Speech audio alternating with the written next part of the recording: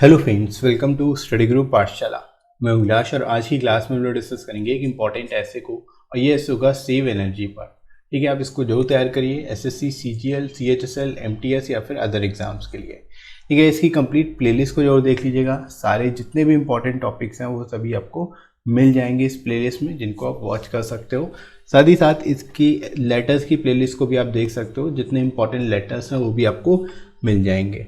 ठीक है फ्रेंड्स, इसके साथ ही साथ आप इन बुक्स को ले लेना जो आपको हिंदी और इंग्लिश दोनों मिल जाएंगी। इनमें आपको 60+ टॉपिक्स मिल जाएंगे जिनको आप कवर कर सकते हो, जिसमें सारे ट्रेडिशनल टॉपिक भी इंक्लूडेड हैं, साथ ही साथ जितने रीसेंट टॉपिक्स हैं। ठीक है, ताकि आप अच्छे से प्रिपेयर कर सको और विद इन वर्ड लिमिट आपको सारे के सारे टॉपिक्स मिल जाएंगे, लेटेस्ट पैटर्न पर बेस्ड होंगे। 60+ टॉपिक्स आप प्रिपेयर कर पाओगे इनसे, और ऐसे और लेटर दोनों ही सिंगल बुक में आपको मिल जाते हैं। ठीक है, तो आपको अलग से 2 बुक लेने की जरूरत नहीं पड़ेगी और लोएस्ट कॉस्ट में आपको ये बुक मिल जाएगी। 30% डिस्काउंट भी मिल जाएगा आपको। डिस्क्रिप्शन में लिंक दिया गया है फ्रेंड्स, वहाँ से जाके आप इसको डिस्काउंटेड रेट पर ले सकते हो। ठीक है फ्रेंड्स, तो चलिए स्टार्ट करते हैं आज की क्लास। Let's start. शुरुआत फ्रेंड्स इंट्रोडक्शन से करेंगे। इसको टॉपिक को कैसे आप एक्सप्लेन करोगे ये देख लेते हैं। ठीक है, energy conservation refers to the efforts made to reduce the consumption of energy. The energy on earth is not unlimited supply. ठीक है, यानी कि आप बता सकते हो एनर्जी कंजर्वेशन जो है वो क्या कहलाता है। एनर्जी कंजर्वेशन एक तरह से ऐसे एफर्ट्स जो कि कंज्यूम्शन ऑफ एनर्जी को रिड्यूस करें। ठीक है, यानी कि जितना भी हम कंज्यूम कर रहे हैं उसको कंज्यूम्शन को कम करने के जो उपाय हैं, जो एफर्ट्स हैं, उनको ही हम लोग बोलते हैं एनर्जी कंजर्वेशन। राइट, तो यहाँ पर आप एनर्जी सेव कैसे करनी, कंजर्व कैसे करनी, ये बता सकते हो। The energy on earth is not in unlimited supply, यानी जो एनर्जी है अर्थ पर वो अनलिमिटेड सप्लाई में नहीं है, यानी हमारे पास इतनी नहीं है सप्लाई कि जीवन भर चलती रहे, हमेशा चलती रहे। ठीक है, energy can take plenty of time to regenerate. यहाँ पर आप बता सकते हो कि जो एनर्जी है उसको काफ़ी टाइम लगता है रीजनरेट होने में। ठीक है, दोबारा से जनरेट होने में। This certainly makes it essential to conserve energy.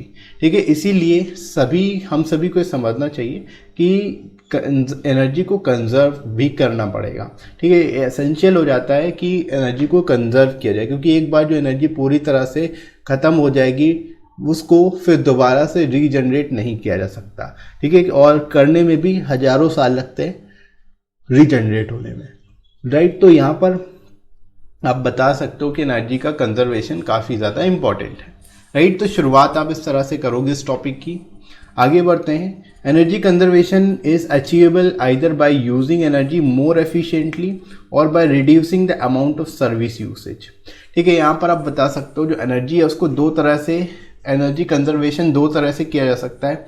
या तो हम मोर एफिशिएंटली यूज़ करें एनर्जी को, ठीक है, या फिर जो अमाउंट ऑफ सर्विस यूज़ हो रही है, यानी जो भी सर्विस यूज़ है उसको कम किया जाए। ठीक है, जितना उपयोग किया जा रहा है उसको कम किया जाए, तो हम रिड्यूस कर सकते हैं। 2 ही तरीके हैं। Energy conservation plays an important role in saving non renewable energy sources. ठीक है, यहाँ पर आप बता सकते हो जो एनर्जी कंजर्वेशन है एक बहुत ही इंपॉर्टेंट रोल अदा करता है जो नॉन रिन्यूएबल एनर्जी है उसको सेव करने में, उसकी बचत करने में, उसको कंजर्व करने में। ठीक है फ्रेंड्स, तो यहाँ पर आप इस तरह से बता सकते हो, इस टॉपिक को एक्सप्लेन कर सकते हो। शुरुआत इस तरह से कर लोगे आप। ठीक है फ्रेंड्स, तो आई होप आप सभी को समझ आ गया होगा इंट्रोडक्शन कैसे इस टॉपिक का आपको देना है। राइट, आगे बढ़ते हैं हम लोग बॉडी सेक्शन में। Energy conservation will reduce the expenses related to fossil fuels. ठीक है, एनर्जी कंजर्वेशन से क्या होगा, जो एक्सपेंसेस हैं फॉसिल फ्यूल से रिलेटेड वो भी रिड्यूस होंगे, उसमें भी कमी आएगी। Fossil fuels are very expensive. आप कह सकते हो फॉसिल फ्यूल जो है बहुत ही ज़्यादा एक्सपेंसिव फ्यूल होते हैं। ठीक है, बहुत ही ज़्यादा एक्सपेंसिव होते हैं। Therefore, consumers are required to pay higher prices for goods and services. ठीक है, इसीलिए कंज्यूमर्स को हायर प्राइजेस पे करने होते हैं गुड्स एंड सर्विसेज के लिए। Right, energy conservation would certainly reduce the amount of fossil fuel being mind. ठीक है, यानी एनर्जी कंजर्वेशन के द्वारा क्या होगा, जो हम फॉसिल फ्यूल माइन कर रहे हैं उसमें रिडक्शन आएगा, उसमें कमी आएगी। ठीक है, this would reduce the cost of consumers. इससे क्या होगा, जो कंज्यूमर्स की कॉस्ट है वो भी कम होगी। कंज्यूमर्स को कम अमाउंट पे करना पड़ेगा उतना ही फ्यूल के लिए।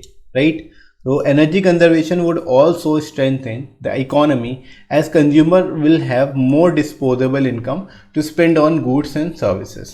ठीक है, अब आप इसको इकोनॉमी के टर्म्स में भी ले जा सकते हो कि एनर्जी कंजर्वेशन से क्या होगा, एक तरह से हमारी इकोनॉमी को भी स्ट्रेंथन करेगा क्योंकि जो कंज्यूमर्स होंगे उनके पास डिस्पोजेबल इनकम बढ़ जाएगी, राइट।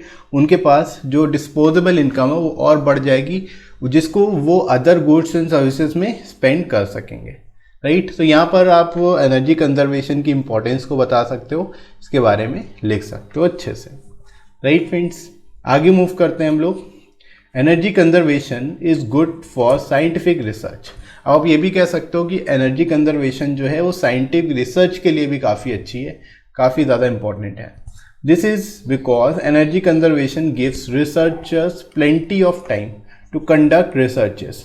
ठीक है, यानी इसीलिए एनर्जी कंजर्वेशन की वजह से क्या होता है, जो रिसर्चर्स हैं उनको काफ़ी टाइम मिल जाता है ताकि वो अपनी रिसर्च कंटिन्यू कर सकें।